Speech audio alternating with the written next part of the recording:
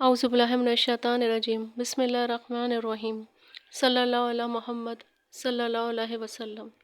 اے اللہ، اے غفور الرحیم، یا اللہ یا رحمان یا رحیم، یا اللہ یا رحمان یا رحیم، یا اللہ یا رحمان یا رحیم، حسبنا اللہ و نعم الوکیل، حسبنا اللہ و نعم الوکیل، حسبنا اللہ و نعم الوکیل۔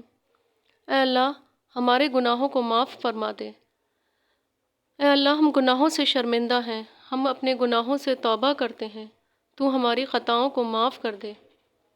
اے اللہ، جو گناہ جان بوجھ کر کیے ہیں انہیں بھی معاف کر دے، اور جو انجانے میں ہوئے ہیں انہیں بھی معاف کر دے۔ اے اللہ پاک، ہمارے مردوں اور عورتوں کو نماز کا پابند بنا دے اور ہماری عبادتوں کو قبول فرما۔ اے غفور الرحیم، ہم سب مسلمانوں کو نیک بنا دے، ہمیں ہر قسم کی بد اخلاقیوں سے بچا لے۔ اے اللہ، ایسے کام کی توفیق دے جس سے نیک نامی ہو، مسلمانوں کو ہر آفت اور مصیبت سے بچا لے۔ اے اللہ پاک، فلسطین اور کشمیر کے مسلمانوں کی غیب سے مدد فرما دے۔ اے اللہ، پوری دنیا میں اسلام کا بول بالا ہو، مسلمانوں کو دین اور دنیا میں عزت دے دے۔ اے اللہ، بیماروں کو شفا دے دے، کمزوروں کو قوت دے دے۔ اے اللہ، ہمیں شرک و بدعت سے بچا لے، مرتے وقت ہمیں کلمہ نصیب فرما۔ اے اللہ، ہمارے اولادوں کو نیک اور صالحہ بنا دے۔ اے اللہ، ہماری اولاد اور اس کی نسل سے جو اس کے بعد چلے ان سب کو بھی نیک فرما دے۔ اے اللہ، جو سفر میں ہیں انہیں خیریت سے رکھیو۔ اے اللہ، ہماری مردوں کی مغفرت فرما دے، ان کی قبروں پہ رحمت نازل فرما، ان کی روحوں کو ٹھنڈا رکھ دے اور ان کے بلند درجات عطا کر دے۔ اے اللہ پاک، آخرت میں اپنا دیدار نصیب فرمانا، جنت الفردوس کا بلند درجات عطا کرنا، پل صراط پہ ثابت قدم رکھنا، قیامت کے دن اعمال نامہ دائیں ہاتھ میں عطا کرنا اور آخرت میں رسوائی سے بچانا۔ آمین ثم آمین۔ صلی اللہ علیہ محمد صلی اللہ علیہ وسلم۔ مسروق رحمۃ اللہ علیہ ایک محدث ہیں۔ ان کی بیوی کہتی ہیں کہ وہ نمازیں اتنی لمبی لمبی پڑھا کرتے تھے کہ ان کی پنڈلیوں پر ہمیشہ اس کی وجہ سے ورم رہتا تھا، اور میں ان کے پیچھے بیٹھی ہوئی ان کے حال پر ترس کھا کر رویا کرتی تھی۔ سعید بن من المصیب کے متعلق لکھا ہے کہ 50 برس تک عشاء اور صبح ایک ہی وضو سے پڑھی، اور ابو المعتمر کے متعلق لکھا ہے کہ 40 برس تک ایسا ہی کیا۔ امام غزالی رحمۃ اللہ علیہ نے ابو طالب رحمۃ اللہ علیہ مکی سے نقل کیا ہے کہ 40 تابعیوں سے تواتر کے طریق سے یہ بات ثابت ہے کہ وہ عشاء کے وضو سے صبح کی نماز پڑھتے تھے۔ ان میں سے بعض کا 40 برس تک یہی عمل رہا۔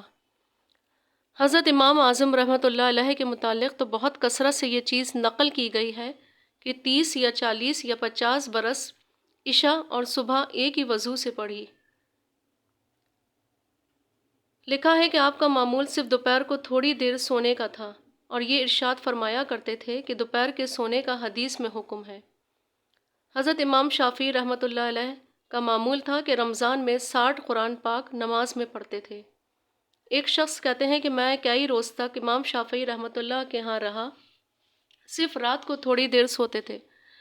حضرت امام احمد ابن جبل رحمۃ اللہ علیہ 300 رکعتیں روزانہ پڑھتے تھے، اور جب بادشاہ وقت نے آپ کے کوڑے لگوائے اور اس کی وجہ سے ضعف بہت ہو گیا تو 150 رہ گئی تھی، اور تقریباً 80 برس کی عمر تھی۔ سبحان اللہ۔ ابو عطاب سلمہ رحمۃ اللہ علیہ 40 برس تک رات بھر روتے رہتے تھے اور دن کو ہمیشہ روزہ رکھتے تھے۔ اس کے علاوہ ہزاروں ایسے واقعات ہیں جن کا احاطہ بھی بہت دشوار ہے۔ نبی کریم صلی اللہ علیہ وآلہ وسلم کا ارشاد ہے کہ آدمی نماز سے فارغ ہوتا ہے، اس کے لیے ثواب کا 10واں حصہ لکھا جاتا ہے۔ اسی طرح بعض کے لیے 9واں حصہ، بعض کے لیے 8واں، 7واں، 6واں، 5واں، چوتھائی، تہائی یا آدھا حصہ لکھا جاتا ہے۔ اللہ پاک ہم سب کو بھی 5 وقتہ نمازی بنا دے۔ آمین ثم آمین۔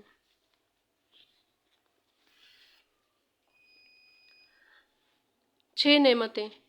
حضرت ابن عباس رضی اللہ تعالیٰ عنہ سے روایت ہے کہ حضرت عثمان غنی رضی اللہ تعالیٰ عنہ حضور صلی اللہ علیہ وآلہ وسلم کی خدمت میں حاضر ہوئے اور حضور اقدس صلی اللہ علیہ وآلہ وسلم سے عرض کیا، یا رسول اللہ، قرآن کریم کی آیت کی ترجمہ آسمان اور زمین کی کنجیاں اللہ تعالیٰ کے قبضے میں ہیں سے کیا مراد ہے؟ آپ صلی اللہ علیہ وآلہ وسلم نے ارشاد فرمایا کہ آسمان اور زمین کی کنجیوں سے یہ کلمات مراد ہیں۔ اے عثمان، جو شخص یہ کلمات صبح شام 10 دفعہ پڑھے گا، اللہ تعالیٰ اس کو 6 نعمتوں سے نوازے گا۔ نمبر 1، شیطان اور اس کے لشکر سے اس کی حفاظت کی جائے گی، اس کو اجر و ثواب کا بڑا ڈھیر دیا جائے گا، حورین سے اس کا نکاح کیا جائے گا، اس کے گناہ معاف کر دیے جائیں گے، وہ جنت میں حضرت ابراہیم علیہ السلام کے ساتھ ہوگا، 12 فرشتے اس کی موت کے وقت حاضر ہوں گے اور اس کو جنت کی بشارت سنائیں گے اور اس کو قبر سے عزت و احترام کے ساتھ لے جائیں گے، اور اگر وہ قیامت کے ہولناک حالات سے گھبرائے گا تو فرشتے اس کو تسلی دیں گے اور کہیں گے کہ گھبراؤ نہیں، تم قیامت کی ہولناکیوں سے امن میں رہنے والوں میں سے ہو۔ پھر اللہ تعالیٰ اس سے آسان ترین حساب لے گا اور جنت میں لے جانے کا حکم دے گا۔ چنانچہ فرشتے اس کو میدان حشر سے جنت کی طرف عزت و احترام سے پہنچائیں گے جیسے دلہن کو لے جایا جاتا ہے، اور اللہ تعالیٰ کے حکم سے فرشتے اس کو جنت میں داخل کر دیں گے، جبکہ دوسرے لوگ حساب و کتاب کی شدت میں مبتلا ہوں گے۔ اللہ پاک ہم سب کو 5 وقتہ نمازی بنا دے اور درود و سلام پڑھنے والا بنا دے، آمین ثم آمین۔